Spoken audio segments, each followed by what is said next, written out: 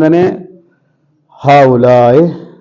अल्लादीना, ये वो लोग ने, अल्लादीना वो लोग ने या कुलूना जेड़े खांदे हन लुहूमुन्नास अपने भरावां दा गोश्त, लुहूमुन्नास व यकऊना फी अरादिहिम, उन्हां दी गीबतां चुगलियां करदे हन, उन्हां दी गैर मौजूदगी च उन्हां दियां खामियां तलाश करदे हन। हाउला इल्लादीना, ये वो लोग ने कि जेड़े अपने भरावां दी गैर मौजूदगी अंदर उन्हां दे कंड पिछे, उन्हां दे पिछे या कुलूना लुहूमुन्नास, उन्हां दा गोश्त खांदे हन, गोश्त लुहूमुन्नास, उन्हां दा गोश्त खांदे हन, उन्हां दी गैर मौजूदगी गोश्त खांदे हन उन्हां भाइयां अपनियां दा,